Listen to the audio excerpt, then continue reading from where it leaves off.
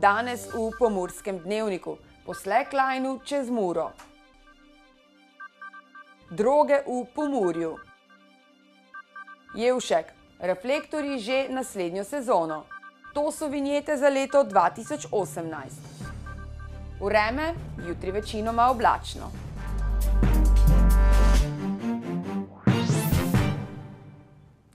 Drage gledalke, cenjeni gledalci, lepo pozdravljeni. Na otoku Ljubezni v Ižakovcih je v soboto potekal dogodek Slackline čez reko Muro, namen katerega je bil ozavestiti obiskovalce o preteči grožnji postavitve hidroelektrarn na reki Muri. Najpogumnejši obiskovalci so se lahko preizkusili v prav posebnem adrenalinskem podvigu. Čez reko Muro so se namreč odpravili kar po slacklineu oziroma gurtni, kar je zahtevalo kar nekaj spretnosti in poguma.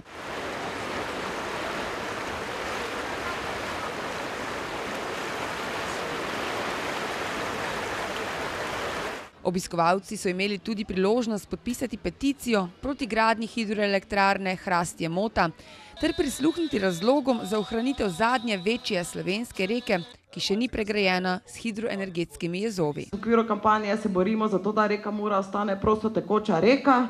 Bijemo bitko na vseh zakonodajnih, postopkovnih delih.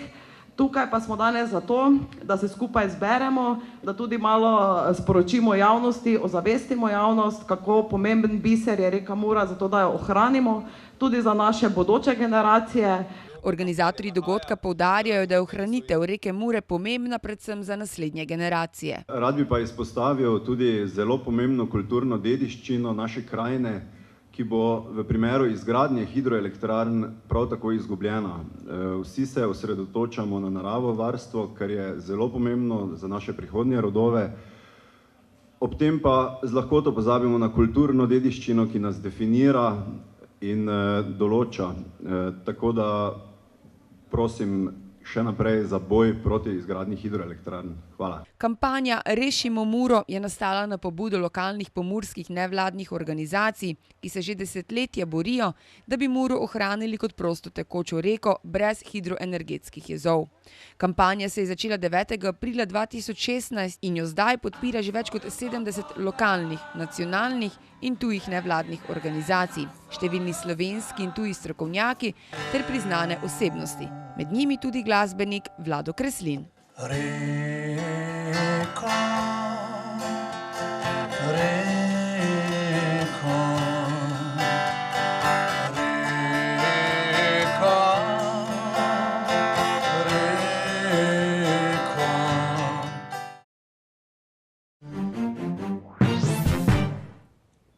Pred dnevi je policija razbila dobro organizirano združbo, ki je oskrbovala odvisnike v Pomurju. Več o tem, kakšna je situacija na področju prepovedanih drog v Pomurju, nam bo povedal Roman Medik, vodja oddelka za organiziran kriminal iz Policijske uprave Murska Sobota. Lepo pozdravljeni. Dober dan.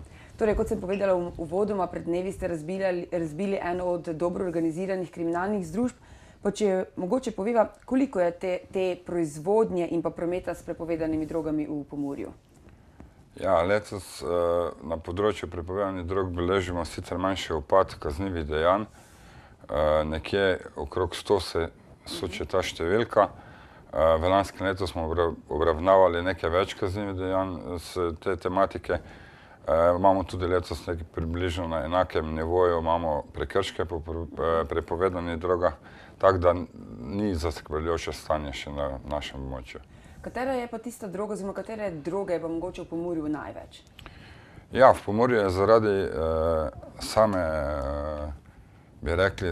zaradi samega področja največ konoplje. V porastu pa ugotavljamo, da je vedno več sintetične droge, katera se pojavlja na črnem trgu oziroma v ponudbi. Prej smo se nekaj pogovarjali, je ta droga, oziroma je Pomurje samo neka tranzitna pot, oziroma ali tukaj je tudi tista proizvodnja prepovedanih drog?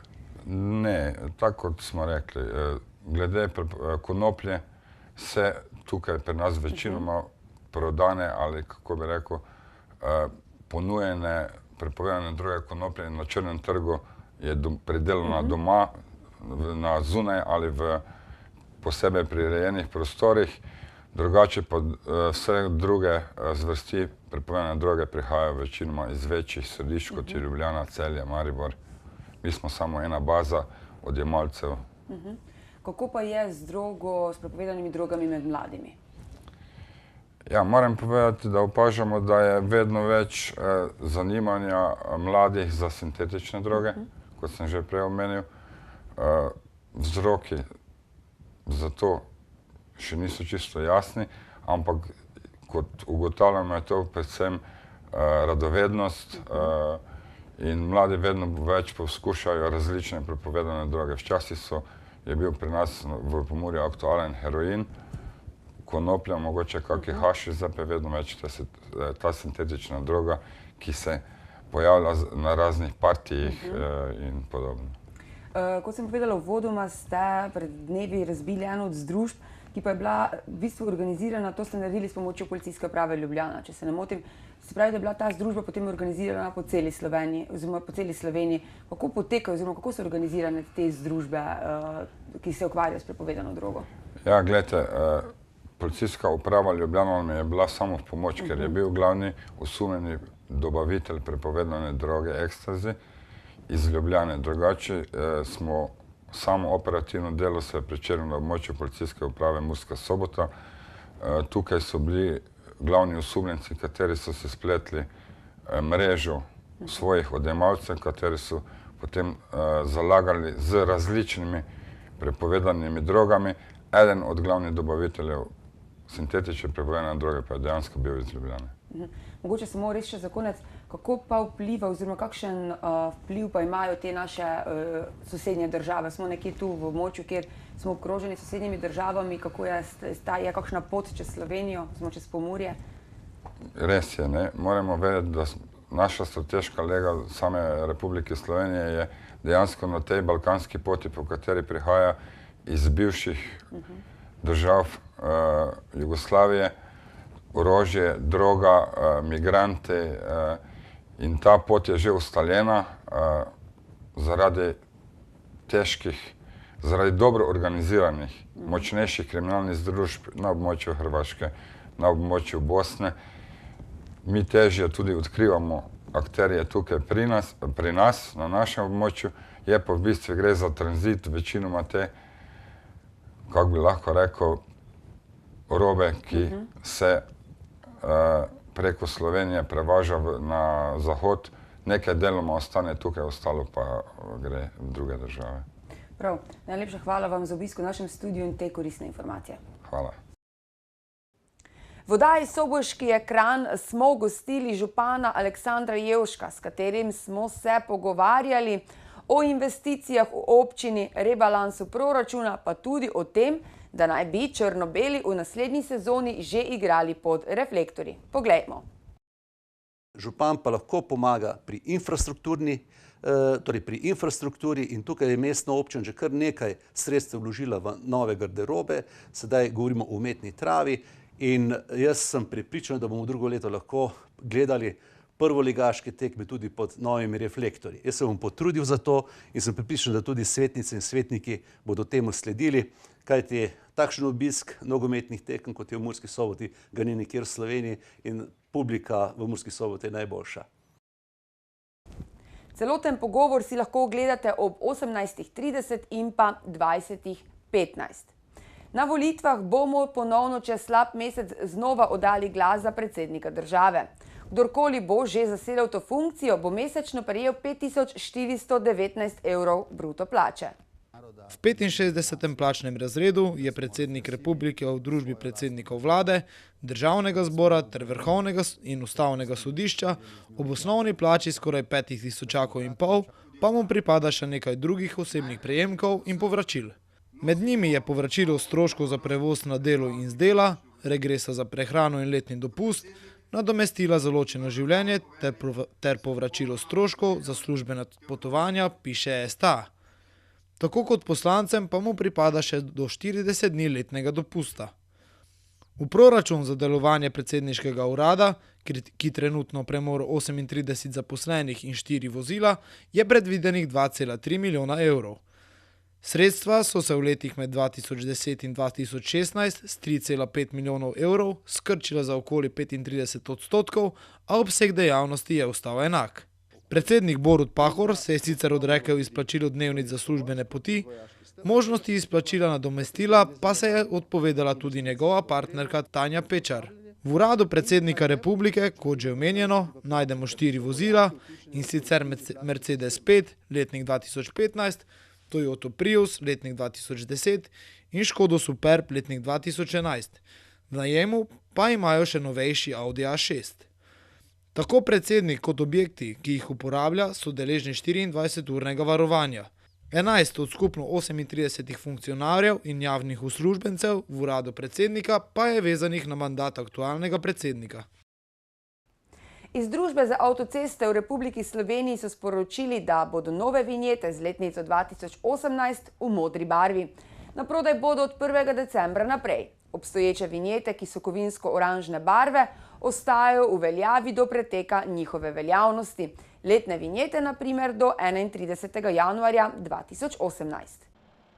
Nalepke, brez katerih z motornim vozilom do največje dovoljene mase 3,5 tone ne smemo na slovenske avtoceste in hitre ceste, bomo tokrat nalepili na vetrobranska stekla že 11. leto zapored.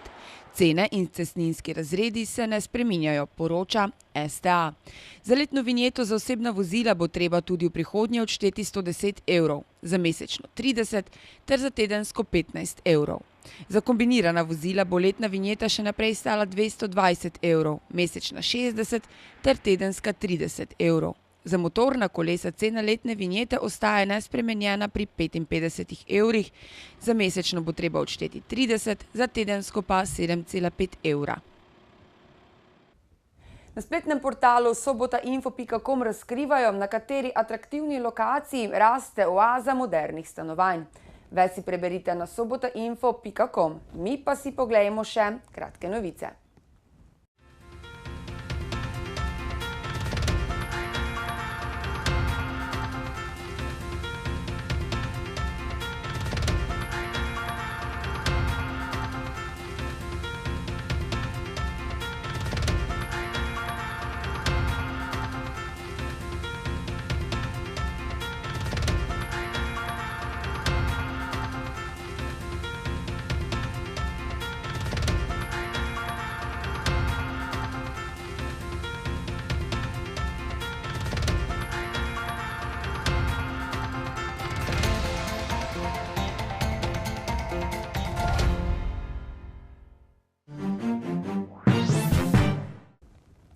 Jutri bo večinoma oblačno, v notranjosti države bo še rahlo deževalo. Nekaj več sonca bo na Primorskem, kjer bo pihala šibka burja. Kakšno vreme nas čaka v naslednjih dneh, pa v vremenski napovedi. Danes smo imeli oblačen dan s temperaturami okrog 19 stopinj Celzija.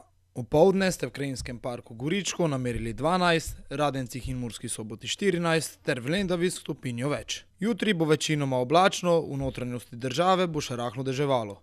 Nekaj več sonca bo na Primorskem, kjer bo pihala šibka burja. Najnižje jutranje temperature v vzhodni Sloveniji se bodo v Murski Soboti in Mariboru gibale okrog 10 stopinj, dnevne pa se bodo povzpele do 18. V četrtek bo na Primorskem pretežno jasno, drugod zmerno do pretežno oblačno in večinoma suho. V petek bo sončno, dopoldne bo po nižinah megla. Oba dneva bo še pihala šibka burja. Temperature v naših krajih se bodo dopoldan gibale med 8 in 10, dnevne pa okrog 19 stopinj Celzija. Toliko smo vam pripravili za danes. Več vsebin najdete na naši spletni strani. Z nami bodite tudi jutri. Nasvidenje.